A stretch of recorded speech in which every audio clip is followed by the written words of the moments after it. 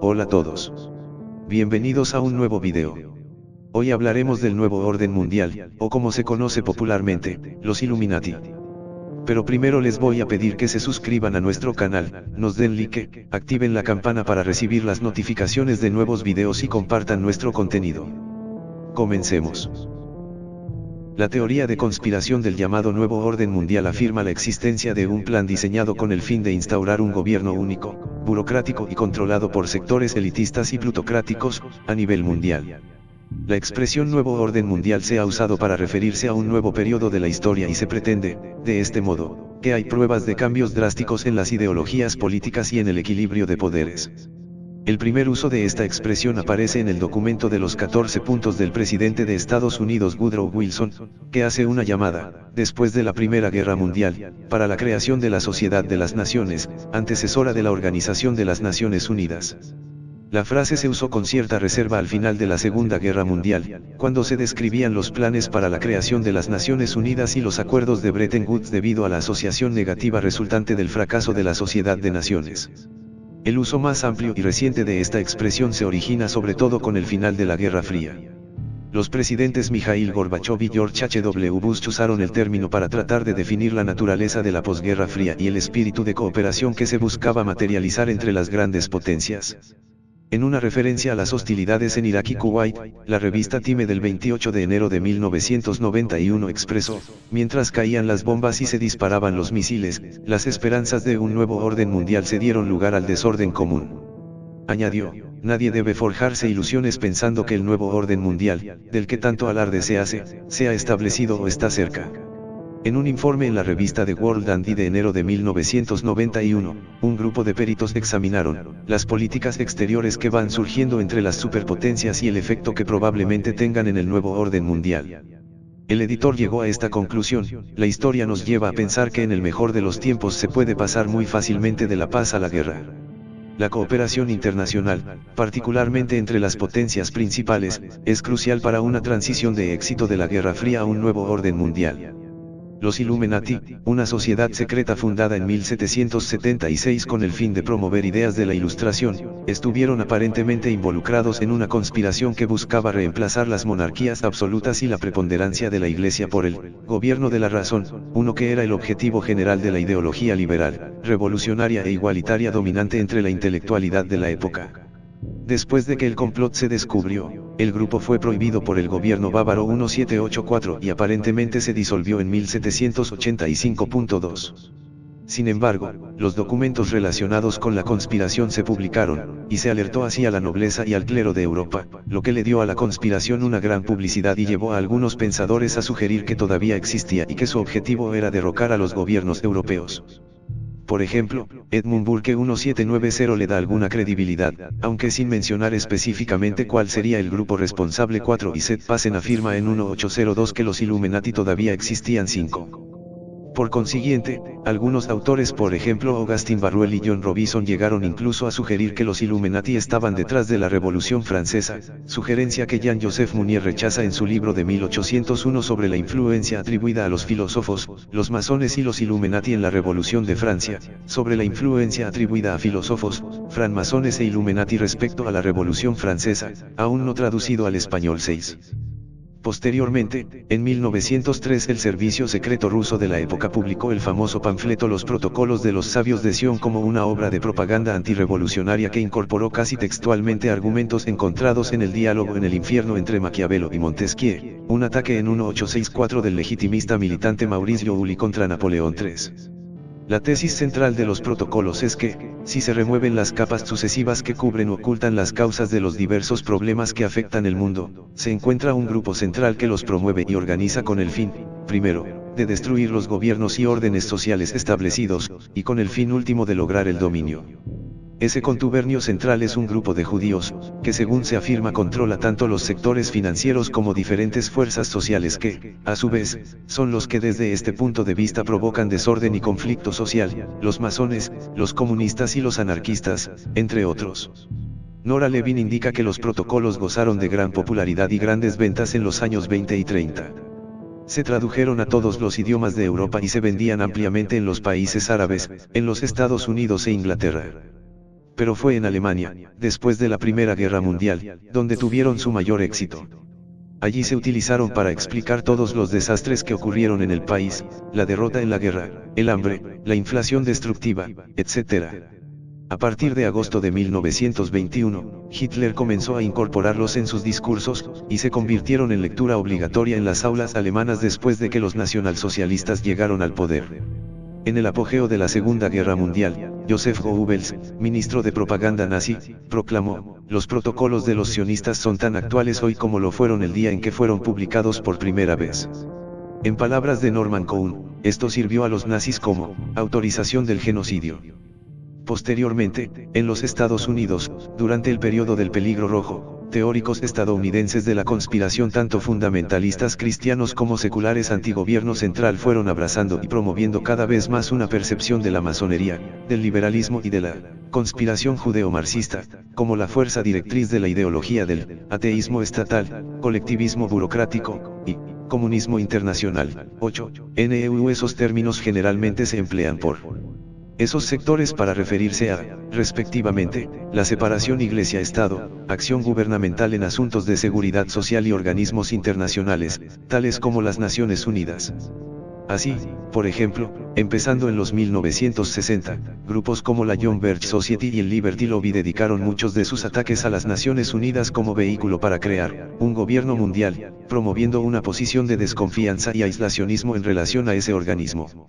Adicionalmente, Mary M. Davison, en su The Profound Revolution de 1966 trazó el origen de la supuesta conspiración del nuevo orden mundial a la creación del sistema de reserva federal NEU por un grupo de banqueros internacionales, que posteriormente habrían creado el Consejo de Relaciones Exteriores, CFR, en ese país como gobierno en las sombras. Cabe considerar que en aquellas fechas la frase, grupo de banqueros internacionales, se entendía como referencia a personas tales como David Rockefeller o a la familia Rothschild. Posteriormente, y a partir de la década de 1970, Gary Allen sostiene que el término Nuevo Orden Mundial es utilizado por una élite internacional secreta dedicada a la destrucción de todos los gobiernos independientes. Con ese autor el mayor peligro deja de ser la conspiración criptocomunista y se transforma en la élite globalista que algunos identifican con el atlantismo del grupo Bilderberg. Muchos de los mismos personajes como Rockefeller todavía ocupan un papel central, pero no ya como criptocomunistas sino como parte de un grupo plutocrático y elitista, grupo que controlaría tanto los gobiernos y sus instituciones, especialmente las policías secretas, como organismos internacionales. Un papel importante en la generalización de esa percepción fue desempeñado por la trilogía satírica, The Illuminatus, de Robert Anton Wilson que, a pesar de ser una parodia de la paranoia de sectores norteamericanos acerca de las conspiraciones secretas y de que el propio autor ha dicho en más de una ocasión que no pretende que sea tomada en serio, llegó a tener influencia, probablemente debido a que Wilson busca crear en el lector una fuerte duda acerca de lo que es real y lo que no lo es, elaborando curiosas teorías a partir de una mezcla de hechos históricos con hechos fantásticos, citando autores imaginarios, pero creíbles, con autores reales ya tanto obscuros como conocidos, pero a veces sutilmente fuera de contexto. Por ejemplo, citas de Isaac Newton acerca de la alquimia y la Orden de la Rosacruz que necesitan cuidadosa examinación para determinar si son correctas y relevantes. Esta popularidad de la teoría se acrecentó cuando, en 1990, poco después de la caída del telón de acero, el entonces presidente de los Estados Unidos, George H.W. Bush, hizo varias referencias al nuevo orden mundial. A pesar de que esas referencias fueron percibidas a nivel internacional como para establecer en el contexto político de la fecha los objetivos de la diplomacia de ese país, la llamada propuesta de la Pax Americana, muchos las entendieron como una validación de la teoría de la conspiración del nuevo orden mundial. Para muchos, los conspiradores son simplemente, ellos, un grupo amorfo que incluye a todos y a todo individuo u organismo percibido como poderoso. Así, los participantes en la conspiración podrían incluir, aparte de los ya mencionados, capitalistas, comunistas, los judíos, Illuminati, la nobleza, los banqueros, los magnates, los plutócratas, a grupos tales como los masones, grupos infiltrados en la Iglesia Católica, los políticos, los gobiernos, algunos o todos, la Cosa Nostra, fuerzas armadas, entre otros, lo que se extendería incluso a los medios de comunicación, la Casa Blanca, los ecologistas, las Naciones Unidas e incluso, de comprobarse su existencia, los extraterrestres. Se afirma también que muchas familias prominentes tales como, por ejemplo, los Rothschild, los Rockefeller, los Morgan, los Kissinger y los Dupont, lo mismo que algunos monarcas europeos, podrían ser importantes miembros, ya que mantienen relaciones entre sí como con figuras de alto poder.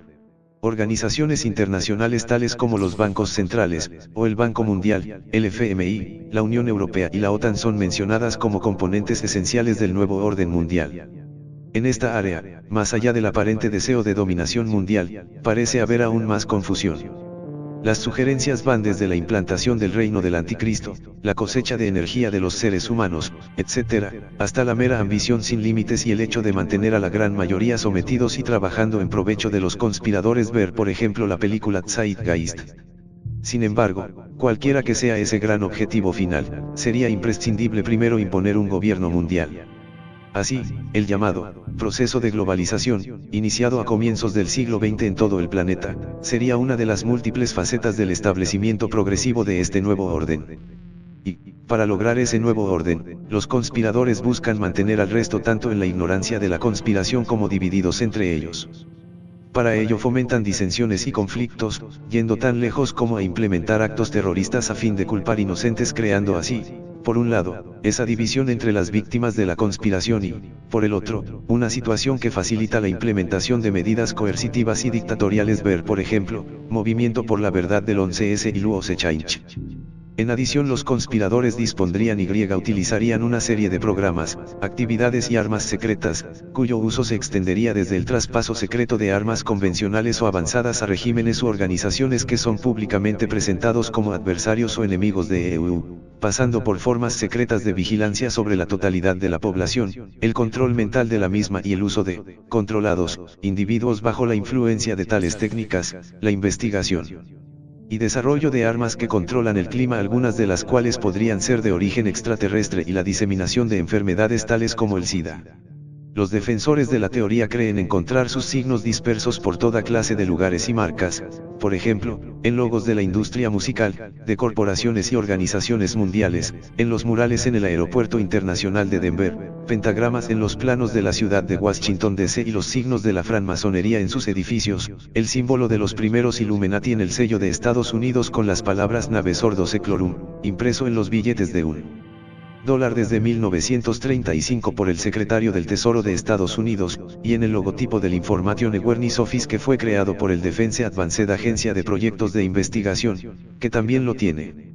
Según Jensen Ixi, la teoría del NOM se caracteriza por poseer una visión casi apocalíptica del mundo, que conceptualiza los problemas y tentativa de solución en términos de un mal, todo aquello con lo que no están de acuerdo y bien todo lo que aceptan absolutos, fuerzas que van ineludiblemente a una confrontación final en la que a menudo, pero no siempre, las acciones de los creyentes tendrán un papel decisivo. 53.